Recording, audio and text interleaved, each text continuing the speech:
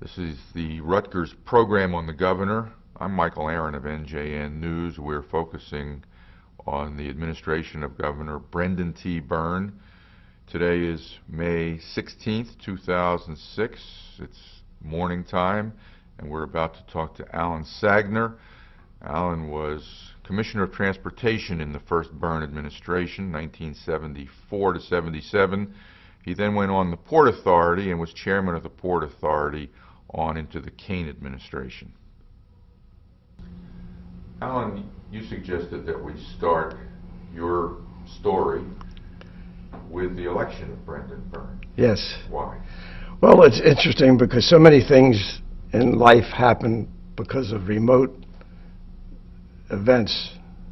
I was with Brendan the other night at the Newark Museum gala, and he was talking to a reporter from the Star-Ledger, and he introduced me and he said, "Aron is the man who's responsible for my being governor," because I was his finance chairman. He said that to me before, and he said it very graciously, that we had a 6 or 7 person primary, and the fact that we were able to raise sufficient money was why he won the primary and won the election. And I thought about it. Brendan is governor because my wife and my cousin in Baltimore, at the age of 16, went on a teen tour because they met. My wife Ruth from New Jersey was on this teen tour with my cousin from Baltimore, who lived next door to me, where I was raised in Baltimore, and they became best of friends and went to college together. And Ruth started coming down to visit my cousin, and we ended up getting married, and I came to New Jersey and ended up being Brendan's finance chairman. So if my wife and my cousin at 16 had not gone on the teen tour, Brendan would not have been governor of New Jersey. You think life works that way? I think it does. We all remember the play 6 Degrees of Separation. There is a connection, and how these dots and dashes get together, it's pretty amazing. And that's what life is. How did you get to be Brendan Byrne's finance chairman? Well, I was active in the Jewish community in New Jersey and developed a reputation as a fundraiser. I was chairman of the UJA campaign several times in New Jersey. And when I was president of the Newark Beth Israel Hospital, we undertook, with great help, well, really Prudential was in the leadership of the Greater Newark Hospital Development Fund drive, where we raised money for the hospitals that were still in Newark after the riots, trying to rehabilitate and do the things we had to do. And I was active in that campaign and went on to become chairman of the hospital. And I had never been involved very much in New Jersey politics. I was interested in national politics and in our Essex County politics with Dick Debevoise and some others. But I had not gotten interested in the gubernatorial campaign until I got a call from Marty Greenberg, who was Brendan's partner, who knew me from the community, and said, would I join the finance committee? And I attended several meetings in their office on Evergreen Place in East Orange. Archie Alexander Jr. was the finance chairman, and we'd have meetings, and he would bring in the needs of the budget and what we were doing and how we should go about it.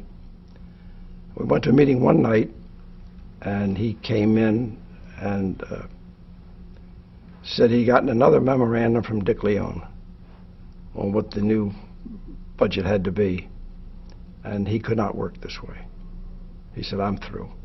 Folded his portfolio and said goodbye. What did he mean he couldn't work this way? He couldn't keep meeting a higher goal. I mean, Dick would tell him one week this is what we needed, the next week would say, scrap that, this is what we have to do. And I became the finance chairman. 2 questions.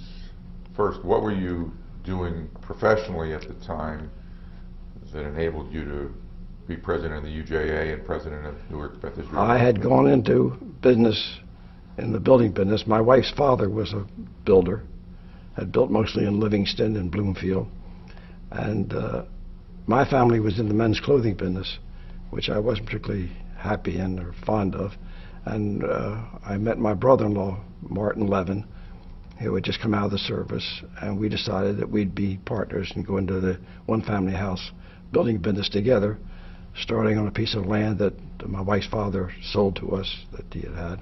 And we built in Livingston, and then I went to build in Hanover and Morris County in Pennsylvania. You were a builder-developer. Builder and developer. We would buy farms in for what today you pay for one of the houses we built on those farms.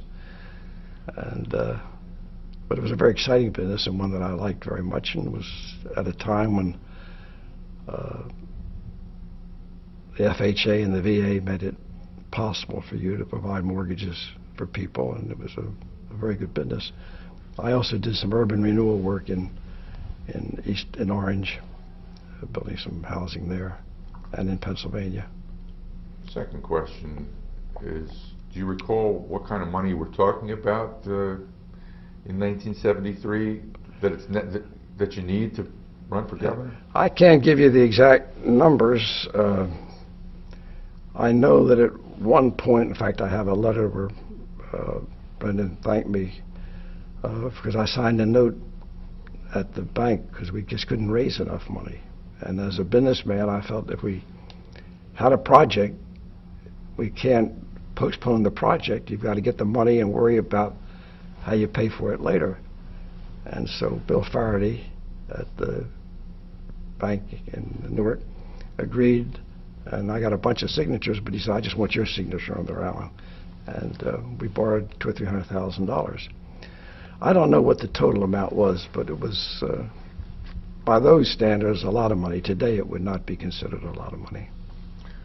When Marty Greenberg called you and asked you if you would consider being finance chairman for Brendan Byrne, why did you accept? Because I had an interest in politics, and then I had checked out with people who I knew in the community and asked them who was Brendan Byrne compared to the other people who were running. There was one woman who was running who ended up being Ann Klein. So a lot of the women in the community said you should vote for Ann because she's a woman. Women's list wasn't that strong in those days. So, but I heard so many favorable things about Brendan, especially compared to the others who were running, that I decided that would be a good way to express my interest in politics. Had you been involved in national politics at any level? I was active in, the first campaign was the Stevenson campaign. Which one, 52 or 56? Where the campaign was in California when Kennedy got the nomination, I guess 56. And I went out to... Well, Kennedy got the nomination in 60. 60. Stevenson was trying for a third time. I think it was in 60 that I went out there, and with a couple other people from New Jersey.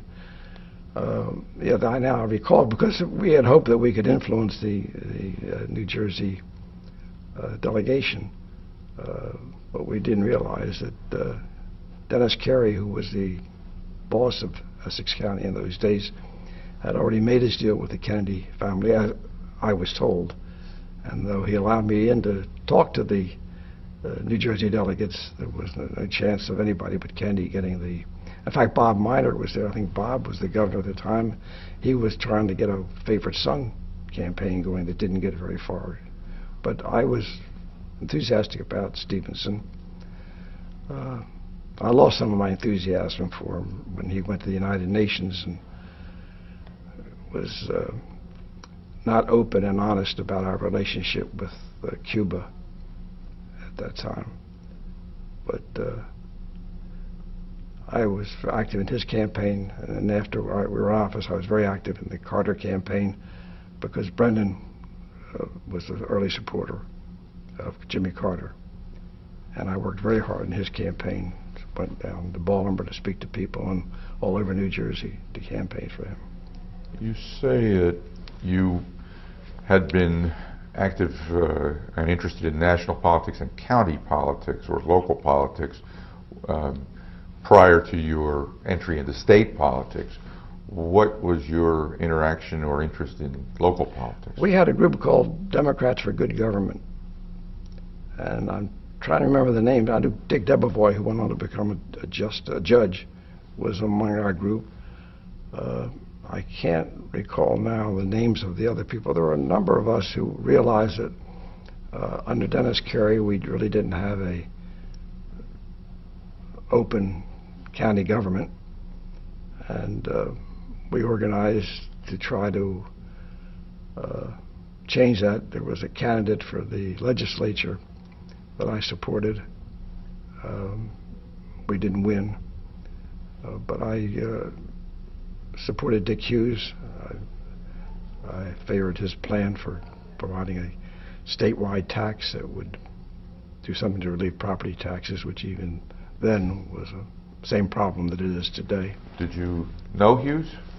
I had met him. In fact, Hughes asked me to be chair of the Humphrey Muskie, and I was co-chair of the Citizens for Humphrey Muskie, based on Dick Hughes asking me to do that. In '68. '68 was one of the most disappointing political experiences that I had, because there was no question in my mind that the choice between Humphrey and Nixon was such an obvious one, and Humphrey was unable to disassociate himself with the criticism of the Vietnam War and his failure to denounce Johnson.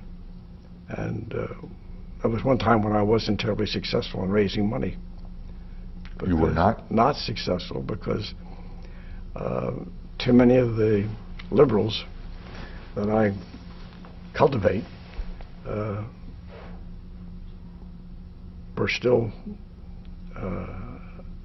so upset and concerned, rightfully so, about the war in Vietnam and what Johnson had done, and the fact that Humphrey had not, in his position, denounced the war and denounced the president, that they couldn't see the obvious difference between what a President Humphrey would have been compared to what Nixon was.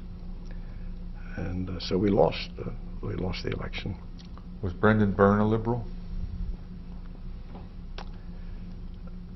No, in fact, no, I don't think Brendan is a liberal from my perspective. I think he is balanced. He's not a conservative. He's not a person who would. But in fact, he said the other night to that reporter, he said, many of my liberal ideas I got from Alan. So, and you know, he had Lou Caden and Dick Leone and Alan Sagner, and all liberals. All liberals. In fact, interesting, during the campaign, we had a lot of trouble with some people in the Democratic Party who liked Brendan but felt he was surrounded by too many lefties. I have a memorandum somewhere, which is probably historic, where I wrote down a conversation I had with Pete Rodino, as he had invited Brendan to come down to Washington, and he didn't invite Leone and Caden. Before Brendan was governor? Well, it was just during the campaign. We were still in the primary. Question of whether he liked Brendan very much, but a question of whether Brendan wasn't surrounding himself with too many lefties. And Jim Dugan was, I think, state chairman at the time, or very active. He was also not in our liberal camp. And so I got everybody together at my house, threw a big barbecue in the backyard, got everybody together, and had Leone and Caden and all these people to show them that, you know, we were okay. And we got everybody together. When you say everybody, did you get Dugan and Rodino and other skeptics to come to that barbecue? Yes. So you joined the campaign. Do you recall at what point you took over from Archie Alexander Jr. as finance chairman? By the next day. And what month of 1973 this might have been, or how far into the campaign they were? It was still early. So it was maybe still early. There spring was of months 73? Months of work that we had to do. And we set up an office, and where? I think it was somewhere in New Brunswick. I'm not positive. I think it was in New Brunswick. and a fellow named Gordon Large joined me, and I think Marty Robbins joined me, and we had a lot of very good people. Was it something that required your attention every day? Every day. I mean, a part of every day, if not every day. Yeah. And we were very careful. My recollection is that we didn't have limits on how much one contributed, but we did have disclosure that we had to. You couldn't accept money without identifying who the money was from. And so we were very careful, and many times I would get a contribution from somebody that I didn't know. I would talk to Leon or some of the other people, and we would give the money back. Because of a questionable background or history or motivation of the person. When did you first meet Dick Leon and Lou Caden? In this campaign. I had never known them before that. What was your impression of each? From then to this very day, I have a very high regard for both of them, I think.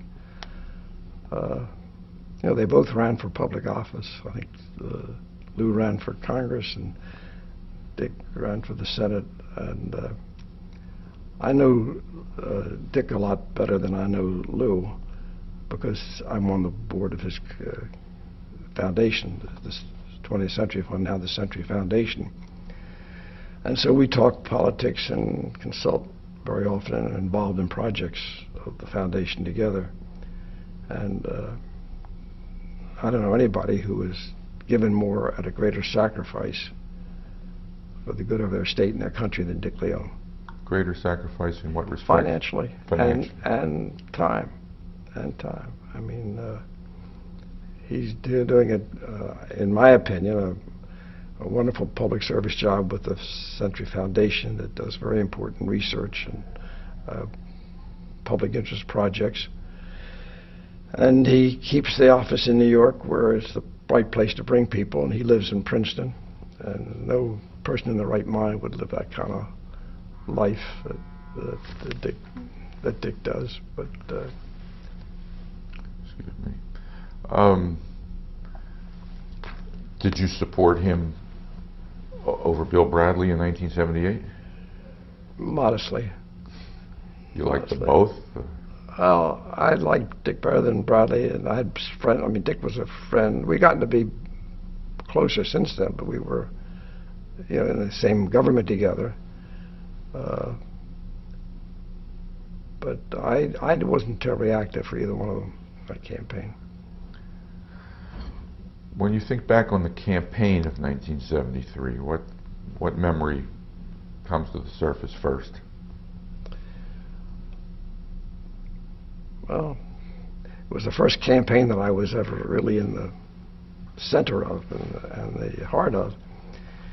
And I realized how important raising money was and how it had to be done, reaching out to people that it's an important point that I was not afraid to go raise money from people who might end up doing business with the state, like the group of building contractors or the Association of Liquor Wholesalers, because I knew, and it was borne out, and this is very important to me, that as far as Brendan and Dick Leon, who was his treasurer, that there would be no quid pro quo for anything that anybody did. In fact, there's a very amazing story. Some fellow gave us a contribution, and months later he called me up. He said, I have a story to tell you won't believe.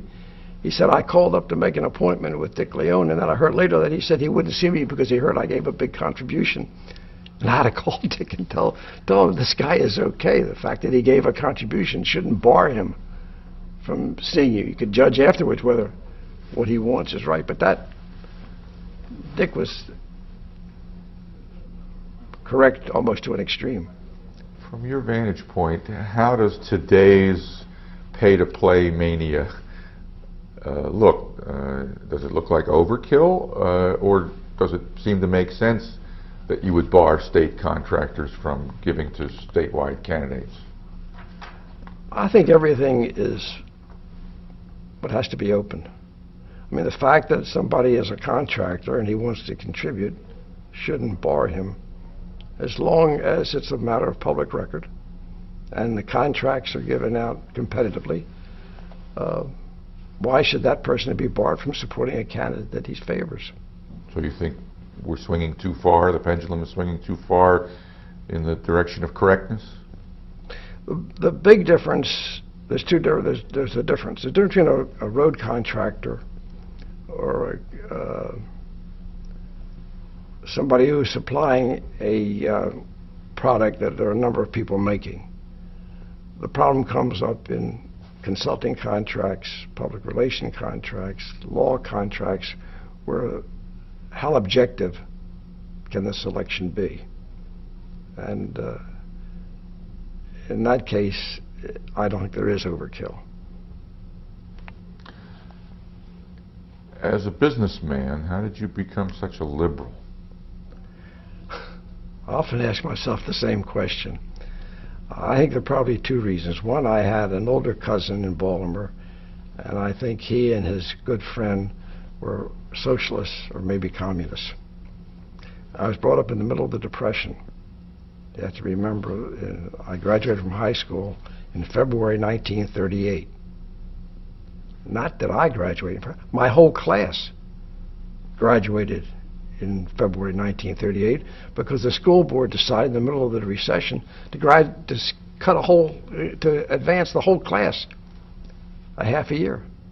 So we got out in February of 38 rather than in February of 38 rather than getting out of June of 39. You were robbed of half a year of school. Half a year of school.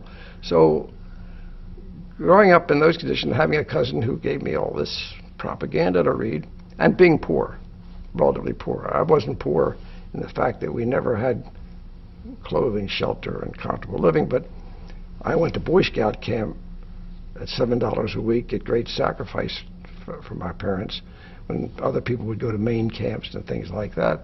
So I had a feeling of what it was like not to have privilege. And I've never lost that idea, that we have a responsibility, those of us who are fortunate, to help those. I saw a perfect example of it yesterday. I had a wonderful day. I went to University of Pennsylvania to see my granddaughter receive her doctorate, and she's an English major. There were 450 people in the graduate ceremony, master's degrees and doctorates. There were 3 black people in the whole. And that is something that I think that, and you use the label liberal, I think it's conservative and intelligent to be concerned about what I think are the serious problems in our country. I think probably balanced, or one is greater than the other, is racism and the results of racism, and the environment and energy. And so I don't know how anybody who is aware of what's going on and cannot wear the label liberal, if that's what you call it, for being concerned about these things. It's a selfish point of view. You said that 2 things made you such a liberal. You said one was the cousin and the Depression. Do you recall where you were headed with the other one? Well, no, I said it was the fact we were poor. What did your father do? We were in a family clothing business. My grandfather, my father, and all my uncles, we manufactured men's clothing, which was something that I was so happy to get out of when I had a chance to go into business with my brother-in-law, because it's ironic. I'm colorblind.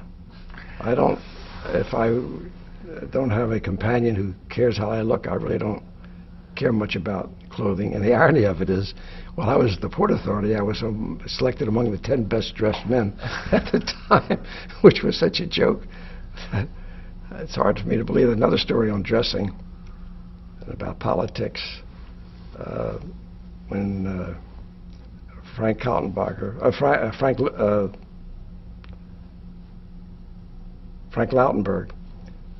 decided to run for the Senate, he thought that I was chairman of the Port Authority and been in Brendan's administration, that I would be interested in doing it. In fact, my wife had said, "Alan, why don't you run?" And I said, "No, I'm never going to run for public office." But Frank didn't believe me, and we went to lunch one day in New York, and he said, "Don't tell me you're not interested in running. Look how you're dressing now." He says, "You have that blue shirt with a separate white collar." I said, "Frank, this is an old blue shirt. When the collar wore out, I took it to the tailor, and he put a new collar on." He said, "I'm not a fashion person, and I'm not." And the reason I'm interested in politics, but I never considered running for two reasons. First of all, I wasn't in the war. And not to have been in that war, I was in college when the war started.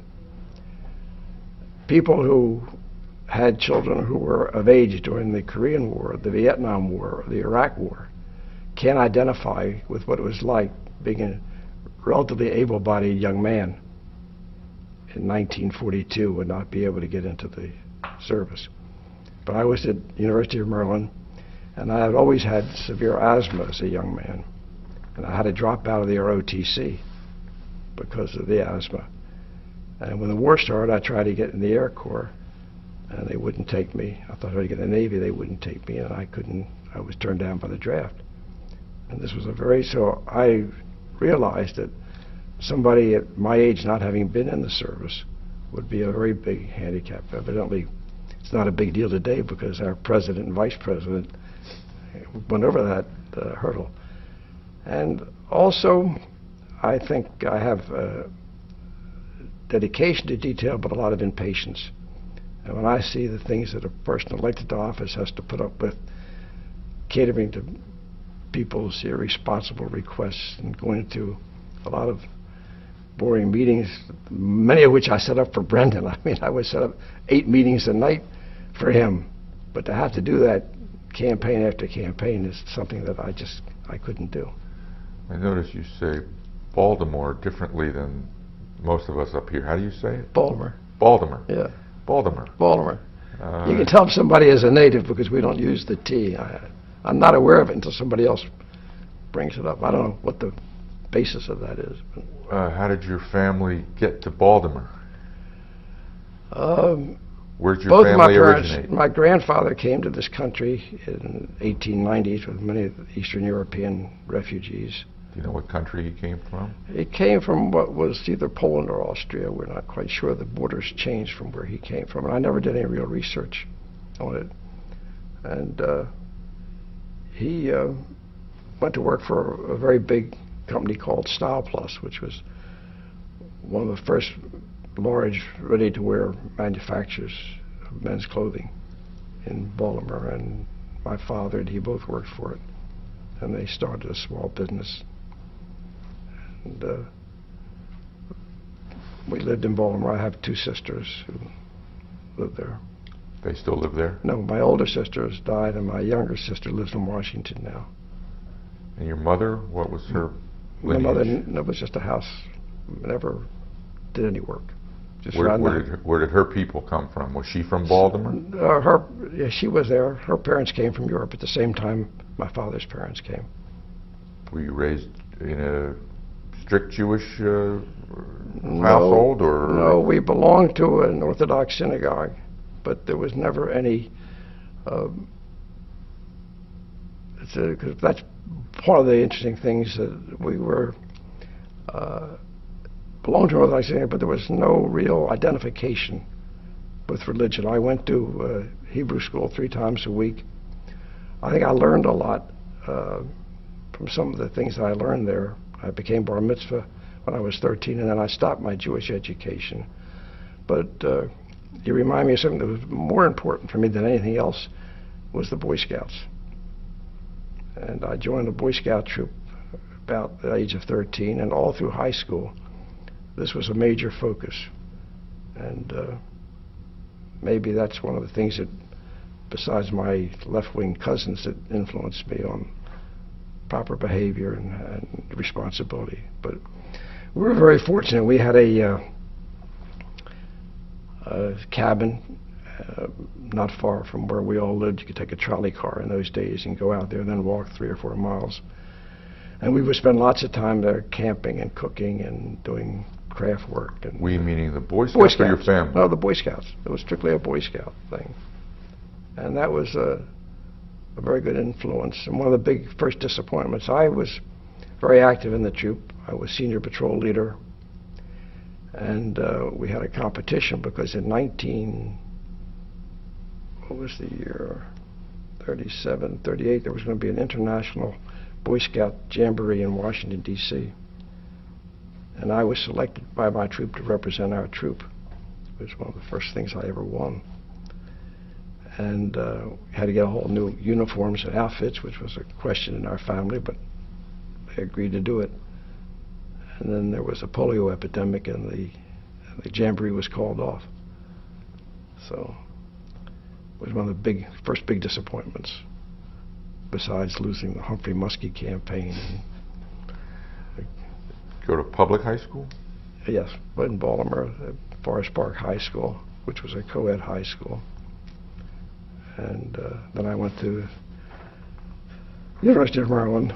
I started in mid-year, and I went to Johns Hopkins for 2 summers to make up for the time that I had missed starting at the midterm. I'm sorry, you went to the I went to Maryland? University of Maryland, but I started in the midterm. I started in... Oh, because you graduated high school in February. Right. Uh-huh. And you got a degree in what? Bachelor of Arts. I had no idea what I really wanted to get out of college. I enjoyed it. I was active on the newspaper. I was the sports editor of the newspaper, and played lacrosse. That's a big Baltimore sport. Big sport, yeah. I'm not much of an athlete. I love sports. I love to play, but my lacrosse was about equal to my golf. But I played probably one of the happiest months of my life was my first semester at school in the spring. It was beautiful, and I played freshman lacrosse, and had joined a fraternity and didn't know about all the dissolute things that college people did. And but I didn't make the team in my second year because it was more difficult.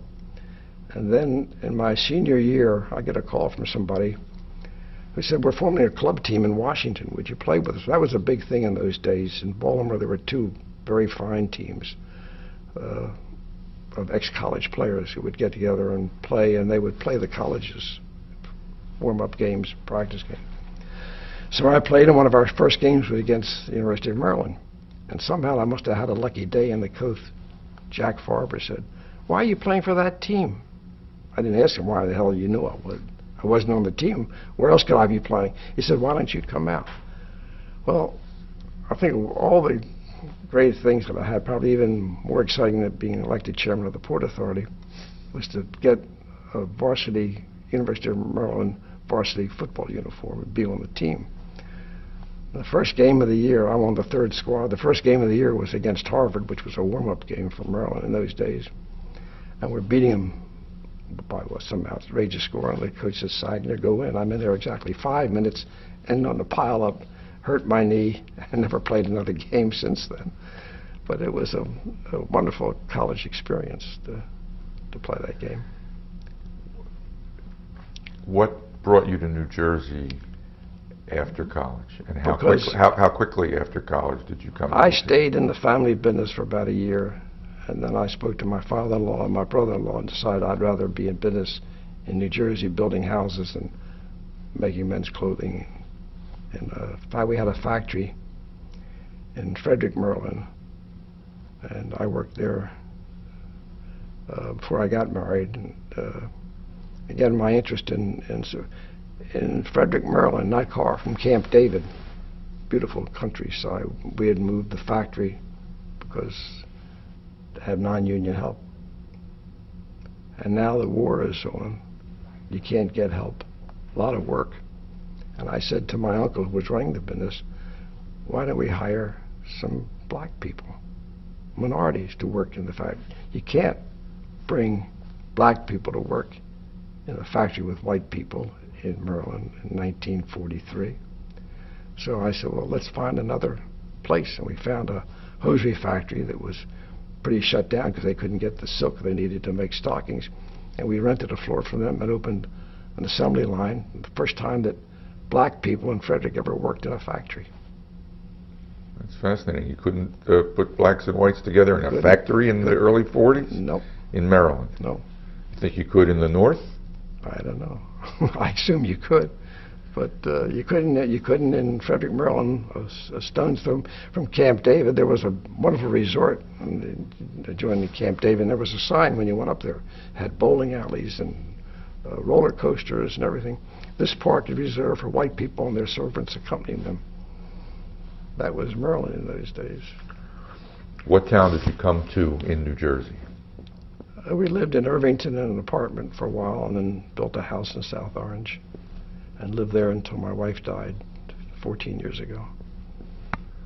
What were your early impressions of New Jersey? A very lovely community. Living in South Orange was not hard to do. It was a beautiful community. We had good schools. We made a lot of friends, joined a country club, learned to play golf, and but I loved the work that I was in. That was the most important thing. Why did you love it? Because you're building something that you could see, and there were many challenges because the house has, well, there were many parts. There was the part of getting the land ready, clearing the land and putting the utilities in. I liked the part of dealing with the community, trying to persuade the town that 100 houses would be better for the town than this farm that's sitting there vacant. And there's so many parts of it that I enjoyed. Today there would be such resistance to 100 houses replacing a farm. Was there resistance in those days? It was not that much. It's interesting. I was talking about luck and serendipity. I was lucky that we were building in Livingston, because I've been in that town now since 1947. I don't think anybody that's ever in the city government there got even a free lunch from anybody. That's not the experience that many of my friends had building in other communities in New Jersey. But we had a wonderful group of men who they were non-paid, who served on the council, and some later years hired a town manager. For a while, one of them would act as mayor, but in later years, it was a town that gave you a lot of problems that builders didn't have in other towns. But it was never a town where you had to worry about taking care of somebody. And it was frustrating, because one of the things I wanted to do was to build multifamily housing, which they never permitted in Livingston, which was wrong until the Mount Laurel came along, and then I wasn't that active, had not been that active, but people came along and built under the Mount Laurel things that were not what we would have built if we'd gotten permission to do it earlier. They still didn't take care of the low-income families in Livingston. So people work at St. Barnabas Hospital, who work in the other, still have to get on a bus and go back down to Newark because there's no housing. What they did is built luxury housing and then sent some money to Elizabeth or Newark to build low-income housing.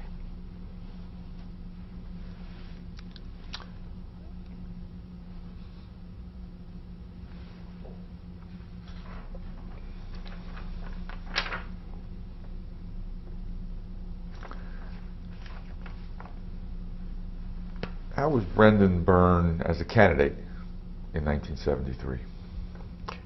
He was everything that he should have been. What does that mean? He worked hard. He took the time to answer people. He accepted all the impossible assignments.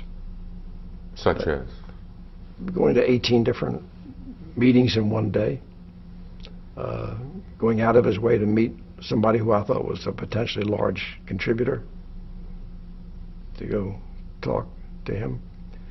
And I developed a great deal of affection and respect for Brendan, which I still have to this day. He wasn't perfect. He's not the greatest public figure that I've ever met, but he's the one that I've ever been this close to. And I had nothing but respect and regard for him. And I worked very hard in his campaign. And one day, at that time, I was president of Newark Beth Israel Hospital, very interested in health care. Dick Hughes had put me on the board of the College of Medicine and Dentistry, which luckily I have not been on in recent years with all the mess that they're in. But I had reached a point in the building career. My brother-in-law had retired, and I was so excited about being in this campaign. I said to Brendan one day, if we win, would you consider letting me come with you and be Commissioner of Health? He said, sure, we'd love to have you. And then we saw him a few days later. He said, Alan, between now and January, you have a lot of work to do. I said, what do you mean? He said, the Commissioner of Health has to have an MD degree. I said, oh. He said, but if you're really ready to stop building and want to come in, I'd like to have you in my cabinet. What would you like to do? Well, I thought about it. And I remember the treasurer was usually the heavy hitter in the state government. So I said to him the next time we met, I said, how about treasurer? He said, Dick Leone has that job. Pick something else. I hadn't the faintest idea. I didn't really know that much about state government. So it was Joe Katz that I spoke to, and who was one of the few people I knew in Trenton and knew the way around. He said, take transportation. It's important. It's going to be important. So I said to Brendan, how about transportation? He said, yes, and that's how I got to be Commissioner of Transportation. I want to get to that in a second, but you mentioned Dennis Carey and his power in Essex County. What was his relation with Brendan Byrne? And did he help Brendan? I don't recall that there. In fact, I think he and most of the old Democrats supported, was it Ralph DeRose? Supported Ralph DeRose. Why? Why didn't they want Brendan? Well, I really don't know, except that coming out of the prosecutor's office, maybe he thought he really was serious about an honest government. And the people he had around him, like Dick Leone and Luke Caden, I think that's probably the reason. This is only guessing. I really don't know. You said that Brendan was the ideal candidate in that he did everything he was asked to do, which suggests that deep down he wanted it badly. Was he relentless about pursuing this? Well, it's hard to describe it. I mean, I think Brendan was a person who loved public life and loved. I know he did, and he enjoyed it once he was there, and he knew that this was the career for him, and so he did everything that he had to do to win the office, and he deserved to win it. How was he as a public speaker back then? A score of 1 to 10, he was in the upper half. Upper half? But maybe 6.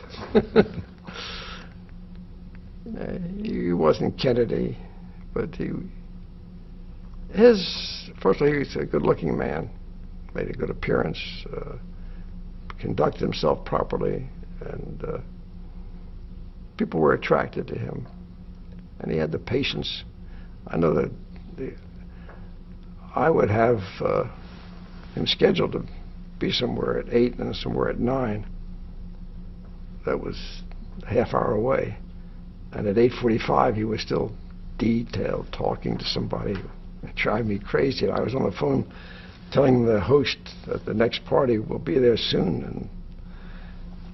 But Brendan would take the time to explain to people what they wanted to hear, which was a good thing because it impressed people. Did he enjoy it? I think he did. I think he did. I think he likes people. I think he likes public image and public life. Do you remember election night? Not clearly. Not Do clearly. you remember taking Brendan to meet high rollers? During the campaign? Yes. On occasion, yes. Many of the times, well, this is an important thing about fundraising. There's two things that you need to get big money. One, and this was my same experience in UJA and hospital. I think the most effective fundraiser is somebody who himself shows that he believes in what he's doing because he's also given. And that was very effective. When I go to say to somebody, I want you to give me $10,000, I've given 25 or 30, why can't you give me 10,000? And I use that when I raise money for Brendan, when I used it to raise money for Clinton and for Carter and other campaigns that I've been in. And I think that is that. And the other thing is some people want to meet the candidate. You raise a question that I really can't answer, whether they want to meet him because there's something they want to have a personal connection for some future purpose, or whether they just want to be acquainted with somebody. It's hard to tell, but not everybody necessarily wanted to meet the candidate. Some people would do it on the basis they shared the objective of having a good person in office. And some people find it difficult to ask for money. How was Brendan at that? I don't think he ever did the asking. I would never put him in that position for him to ask for money. I would have somebody who I think is a prospect who wants to meet the governor and then would ask him questions about what their interest in government was or what particular idea they wanted the governor to hear from them, or some questions they wanted the governor to answer for them. But I don't recall ever putting the governor in a position where he had to ask somebody to give him money. That was not a technique. There are many politicians today who get on the phone morning, noon, and night I get 10 calls a week. You get 10 calls a week. Okay, so you know what I'm talking about. Yeah. So Brendan was reluctant. We didn't have that technique. I mean, that's a relatively new technique of the candidate getting on the phone and calling people. I don't know if people were doing it in those days or not. We didn't do it. We didn't do it. Maybe if we'd have known about it, we'd have done it, but it just wasn't a technique we used. And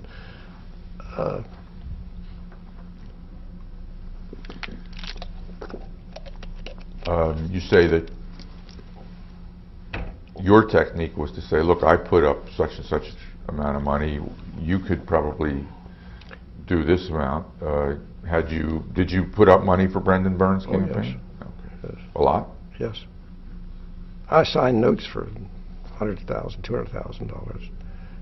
I signed notes to someone who doesn't know how money works. What does that mean, to sign a note? Well, I went to the Faraday. It was a Fidelity, was a bank. First Fidelity? First Fidelity, and said, we need money.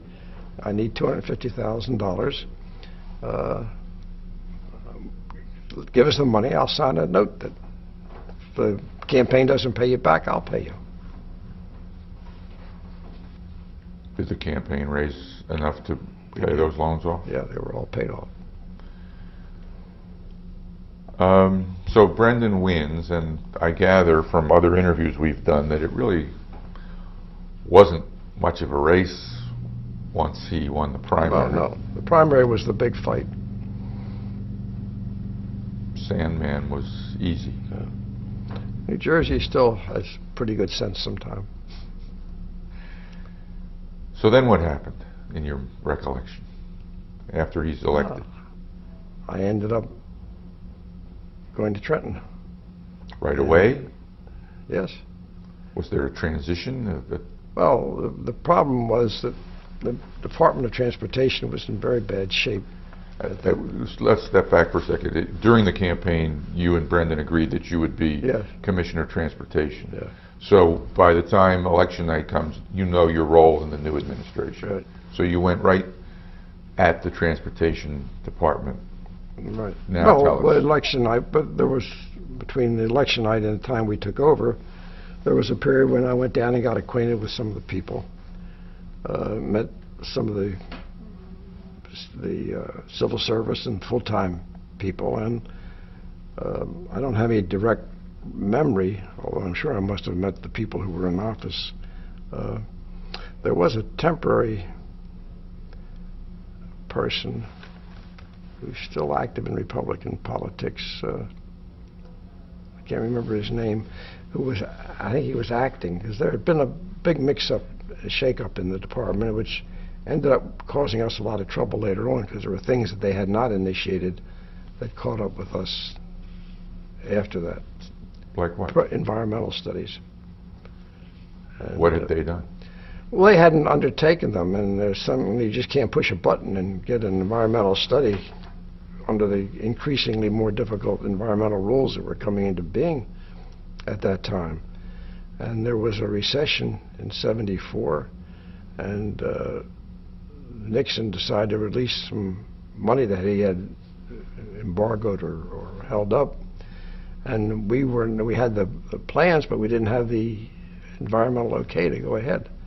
And the administration, particularly I personally, took an awful lot of heat for not being prepared for that. And we did everything we could to expedite it, but it's just a process that you have to go through. Who was helpful to you during the transition? Oh, Dick got me an assistant, Manny Carballa, who had experience in state government in New York, because I didn't know where the bathroom was in state government. You know, it's a whole new technique, and work from being your own boss in the building business. And, so Manny had experience, and he came in as the assistant, and he guided me through the techniques and protocol of being in government. Was Dave Goldberg helpful to you? Dave Goldberg had been out for some time. I think he was there under Hughes. But we would call him occasionally for some advice, particularly when we wanted to start do a bond issue. I think David had the last successful bond issue, and we wanted to get a bond issue. We were not particularly successful in doing it. How did you recruit DOT staff? How did you recruit DOT staff?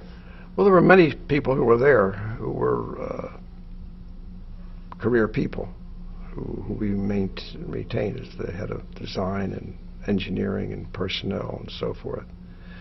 I think we hired two people while I was there. One was the head engineer, was somebody from New Jersey that I interviewed and hired.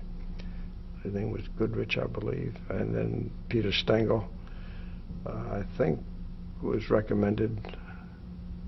I know he either knew Dick or they got to be friends, but I think Dick was involved in the hiring Peter Stengel, who we hired to head up public transportation. He was a very effective manager. Governor Byrne had to formally nominate you to be Transportation Commissioner. How did your confirmation go? Well, it didn't go very easily at the beginning. Tony Imperiale, I don't know if you remember him, he was a state senator. He was a leading anti-civil rights figure in Newark during the bitterest fights in the city. In fact, I had debated him on Channel 13 one night about some of the efforts we were doing in Newark to promote integration, school problems, and so forth. How many years prior had you I don't know the exact him, date, but it was, my memory is that from that debate is that he referred to Martin Luther King as Martin Luther Coon, which gives you an idea where his head and soul was. And I don't know whether my activity in Newark and my activity in the civil rights movement was what set him off or not, but when I was nominated, he was on the committee, and he said that I was not worthy to serve. And Matty Feldman and some of the other Democrats said, why not? He says, because of Alan's experience with Fair Play for Cuba.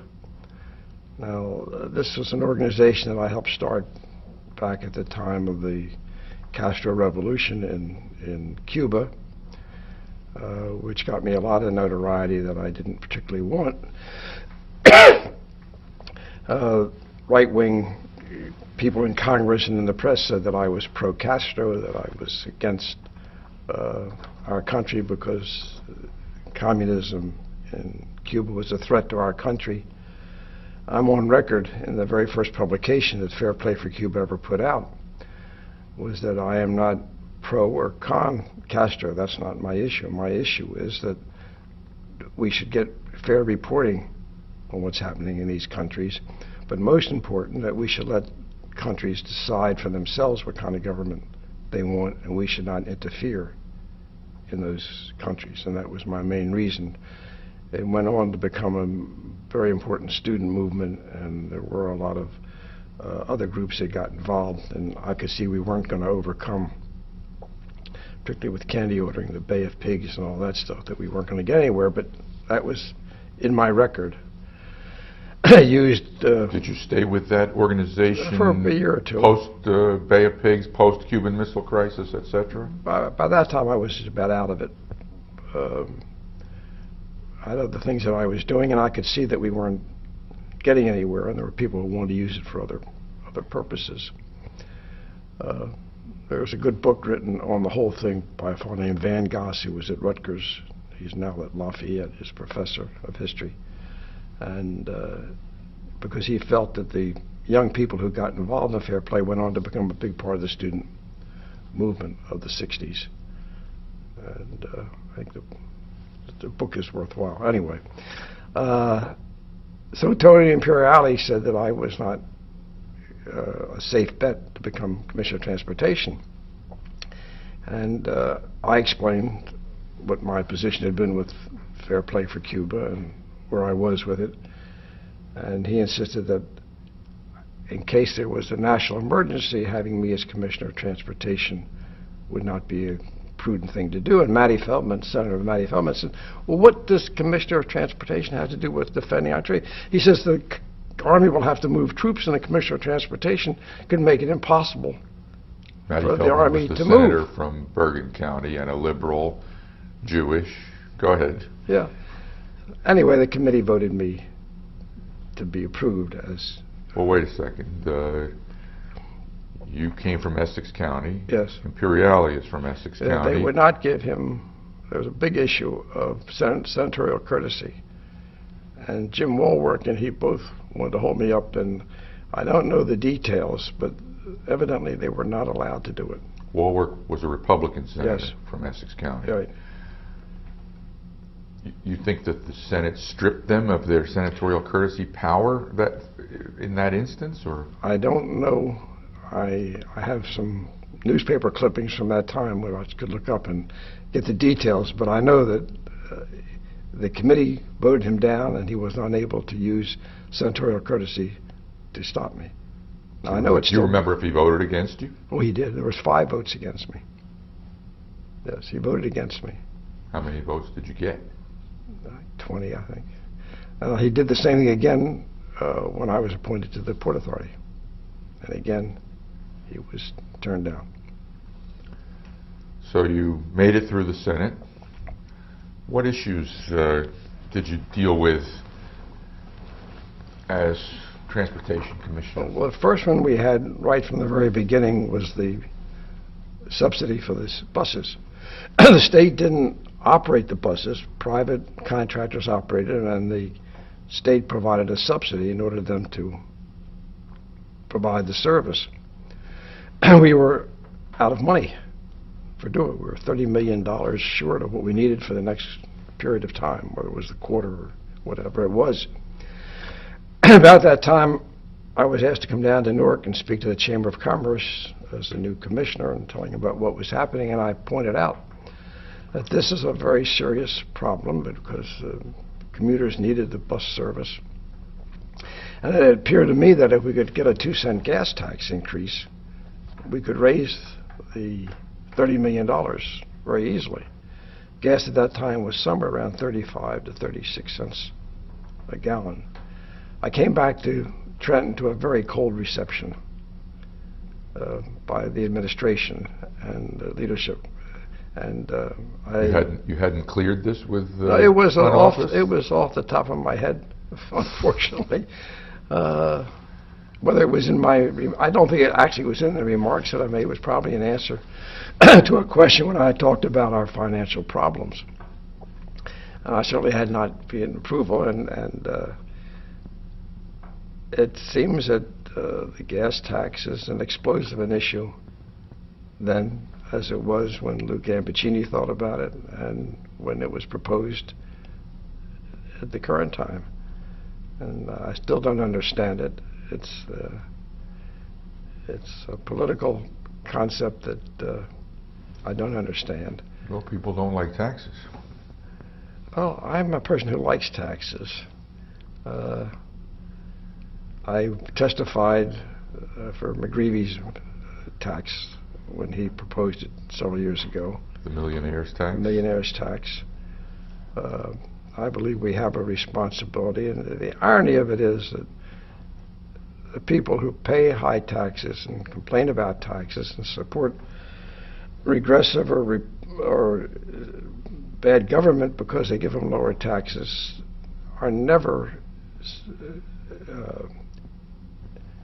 make a sacrifice because of the taxes that they pay. It's almost an instinct to be opposed to taxes. And these are people who will make generous contributions to the symphony orchestra, will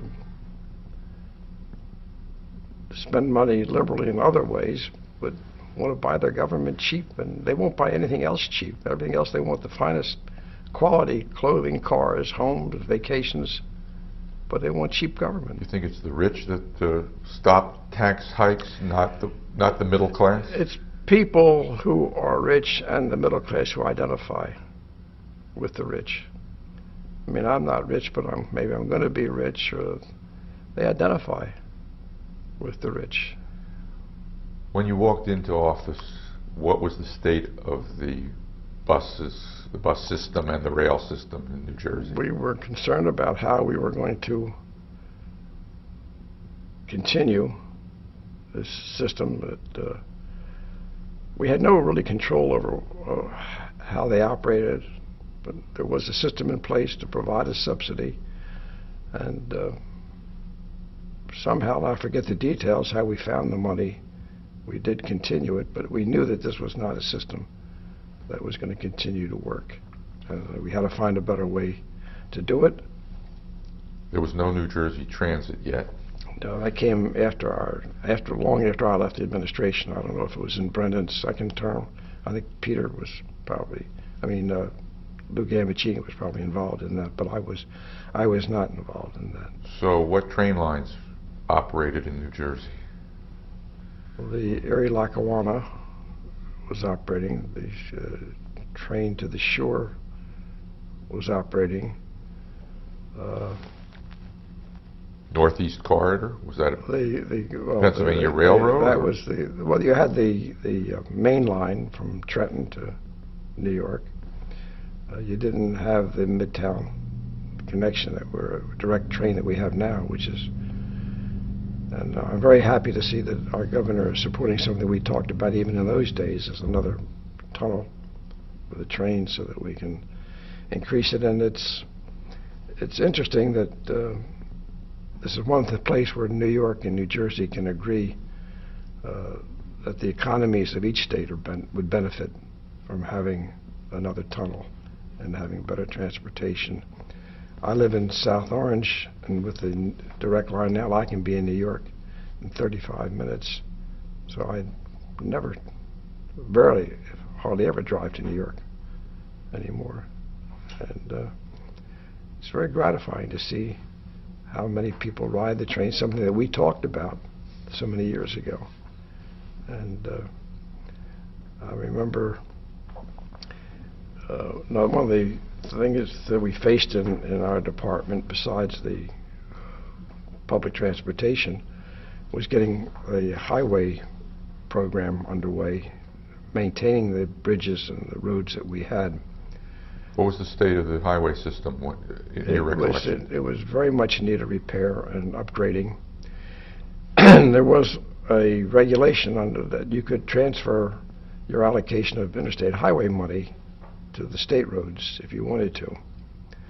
And one of the few times when I publicly disagreed with Brendan, quietly and not for very long, was that I wanted to transfer the money from 287, which would be extended through suburban part of New Jersey up to the New York Thruway, so that we can maintain the roads that were in desperate need of improvement and upgrading and safety. And Brendan didn't do it. He got, particularly Ed Craybill, who was part of the administration, who was a road contractor, the construction unions. He was part of the administration. How? What? He was part of the administration. I forget what Ed's position was, but Secretary of State. I think so. Yes. And amiable guy until you tried to slow down any road construction. And are you saying? But I felt in the argument I used, and it was not relevant at the time, and I didn't get very far with it, was that we should maintain what we have. We need the roads; they're important. But we shouldn't keep building new highways to open up new areas that we have to think, and this is back in 1970s. We have to stop thinking in terms of unlimited energy supplies.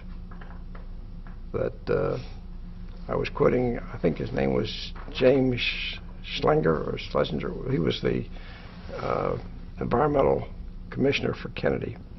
Had said that we have to think in terms of limits on fossil fuel, that we can't continue to think that we're going to go adding the number of cars or adding every year. And this was back many, many years ago, but people wouldn't buy it. The idea was that we could build new cars, bigger cars, and build more highways. But I didn't get very far with the governor, and we built 287.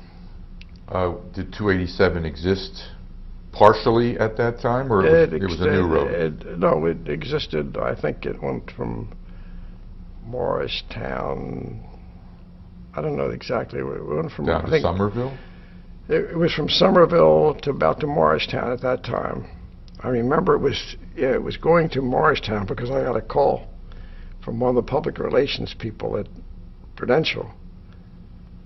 It was Bill Wackenfeld who called me that one of the very wealthy New Jersey magnates lived in Morristown, and the plans called for a rest station on the highway near where his property was, and asked if we could change the plans and not build the rest station there. What'd you say? I probably would have said the same thing whether he were a Republican or a Democrat, but I said no, we'll put the station right where it was planned to go. So you wanted to take the money that was earmarked or designated for 287 and do what with it? Repair bridges, put in intersections,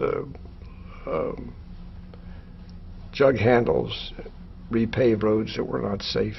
State roads? What? State roads. Like what? Do you recall? I don't remember the specific. Well, one that I do remember was that terrible intersection on Route 1 where I think the jug handle has finally been put in, or an overpass been put in, but that was typical of what we had around the state in many locations. You mentioned Ed Craybill, a road builder. Did he want to be DOT commissioner? Not that I know of. I never. He was probably too smart to want to take that job. He knew too much about the problems we're going to have, like the time that the union that represents surveyors picketed my house in South Orange because we didn't have much work, and before that, when we had a lot of work, the surveying and other field work was done by contractors who were union, who had union help. But we had employees in the department who we didn't have work for, so what work we were doing we did with state employees. And the union picketed my house in South Orange, claiming that I was changing the rules, but I was going back, and I was one who sympathized with people who were out of work, but I couldn't keep people on the state payroll and pay them and not have them do any work and pay other people for doing the work. Was there a recession on at the time? Yes. In Did it 74, affect road work and yes, there was construction? Yes. Well, that's why Nixon released the money that had been frozen, because many states were suffering because they didn't have the work for the highway workers and construction people. How were your relations with the unions generally? Other than that, I don't recall any problems. I had dealt with unions in the building business, and I had no problem. In fact, I thought, like on balance, that the unionization was a good thing for our country, and supported the idea of unions. Charlie Marciani was the head of the AFL-CIO in those days. Yes. Powerful figure in Trenton. To say the least. How were your relations with him? We're cordial. Cordial. You say to say the least. Amplify that. Well, I think Charlie was the person, if somebody had a problem, people told me that they would call Charlie Marciani and the problem could be resolved. I never was in that position, but I knew that he had a great deal of power, and I had heard stories that if people wanted to take an event to a restaurant that was in union, and if they get permission from Charlie, they could take it there. And that was just a rumor. I don't know if there's any truth in it, but he had that kind of power, and whether it was for the good or not, history will tell us. I don't know. But I do strongly believe in unions, and people tell you stories about corrupt unions or inefficient unions or union officials who do unfavorable or dishonest things. But I don't think there's any other structure in our government, whether it be government employees or physicians or business people, where you won't find human weakness showing up in that sense. But I think on balance, when you read the history of our country, I think the unions have been very important in raising the standard of living and improving conditions in this country. As DOT Commissioner, you oversaw the Turnpike and the Parkway as well. What were your interactions with the two authorities? I don't recall at this point, any particular problems that I had with them. I was able to get an extra lane put on the Parkway through information that I found out. Despite our environmental problems, I found out at a Department of Transportation conference down in Birmingham, Alabama, about a system of expediting the environmental approvals on existing roads, which we had not occurred to us or our environmental people. And we're able to apply that to the Parkway and provide an extra lane and provide the work at that time. And I use that as an example of this criticism we have now of people in state government going to conferences and being criticized for spending state money for traveling and putting up at hotels. And if it's done in a reasonable and practical way, I think it's a very positive thing, because people learn from each other. And when you can meet with people, whether it's Department of Health or Transportation or whatever it is, who are doing the same type of work in different states and learning from them their experience, I think it's for the benefit of the state. You're saying we have an extra lane on the Parkway because you were able to go to Birmingham, Alabama and learn how to get through a loophole or exploit a loophole? Well, it wasn't a loophole, it was a provision that we weren't aware of. There's something pejorative about the word loophole. Right. But of course that's one of the I think there's 6 lanes now in either direction. That shows how far back we go. You say you got an extra lane. Do you remember whether it was on a piece of the Parkway? No, it was, I don't remember. We were able to add a lane. Whether it was from one end to the other, I don't know. But we were able to do that. How did you find state government after years and years of managing your own business? It was different. It was different. Because there are many parts of it. One, if you made a mistake in your business, it reflected on you, on your pocketbook, on your career or your business. When you make a mistake in government, especially when you're in an administration, it's not just your mistake, but it reflects on your government, your governor, your party, and it affects many people. And then there was one thing in common with business and government, and that's the media. That very often in business, for example, in Livingston, when I proposed building multifamily housing in a community, I was accused of all sorts of antisocial motivation to destroy the community, to make unworthy profits, and none of which were true from my perspective. And the same thing happened in government. You would make a proposal, and depending on how careful the media was, you would be criticized. I remember I forget the reporter's name, who criticized our warning at the early beginning, talking about improving the bus subsidy program by the state taking over the buses. And he listed every possible harm that could come from that system, which had working in other states and has worked. Very unfair criticism of what we proposed to do as a proposal. On the other hand, sometimes you would do things and you would get complimented for things that you really didn't deserve. So there's a big difference between private and public. But I think the most important about the public thing is that you're not your own boss, and that you are reflecting, as I said, your governor and your administration. So you have to be extra careful. It's interesting to me that you say that because there is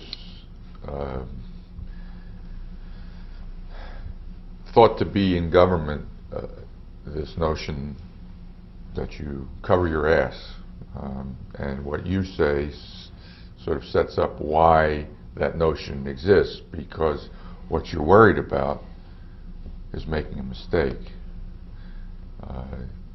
You see the correlation? Well, like everything, it's a matter of degree. I mean, you can use the expression cover your ass, you can use the expression be cautious, you can use the expression be responsible. And if you carry any of that to an extreme, it's not the right thing to do. I think the most important thing in government is to be able to, when it's an important enough issue, to take the position you think is the right position. I'll give you an example. Another field that I'm not involved in was in healthcare. I just read a very interesting long article evaluating our present healthcare system. And they talked about the difference in the politicians' attitude toward Medicare and Medicaid. And the point they made is that Medicare has a constituency, older people, most of them of an age and a nature that would vote and watch what's going on. Medicaid is mostly for low-income people who historically are not active or responsive in government. The bottom line was then for a politician to be concerned about Medicaid calls for a sense of responsibility and social justice that's very hard to find in politicians. And that's what we need. We need more politicians who will decide, I'm not going to cover my ass, I'm going to take this position. And that's something that you have to do. And so what are you most proud of in those 3 years as DOT Commissioner? The things that we try to do, and I think the most important thing was our effort consistently to promote public transportation. For example, I fought against the federal administration, and I went down and testified when they put up the mass transit financing plan. They were going to base it on population rather than density. Some of the same problems we're having now with the money on Homeland Defense, where they're giving it out based on population rather than where the state is and what the risks are of any terror issue. And that same idea applied then, that they were going to give money for public transportation to a state with a large population where there was no density that would make public transportation a viable alternative. And so we fought then at the level in Washington. We fought in the legislature in New Jersey.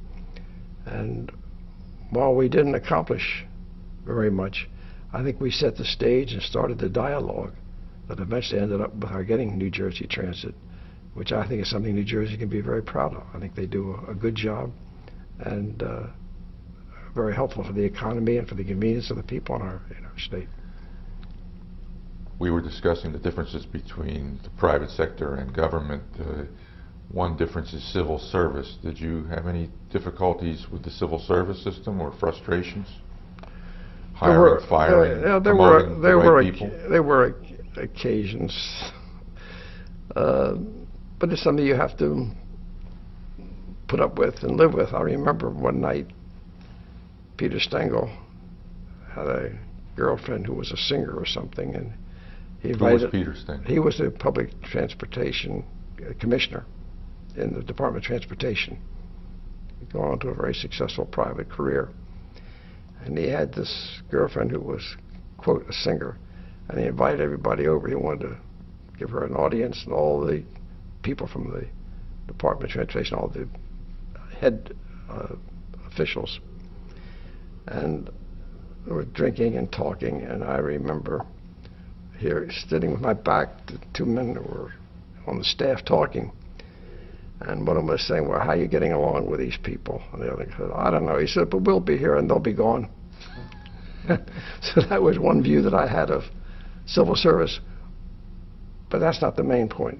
The main point is that I found in government people who did their job and reported for work. And I would often tell my friends who talked about civil service and public employees that on balance, most of the people that I saw gave a good day's work for what they were supposed to do. And I wasn't out in the field watching everybody every day, but most of the people, when there was a problem, and people would work and stay overtime and address the problem. And I, for the most part, felt that most people in state government deserve proper treatment and attention. On that note, let's end this session for today. Positive note.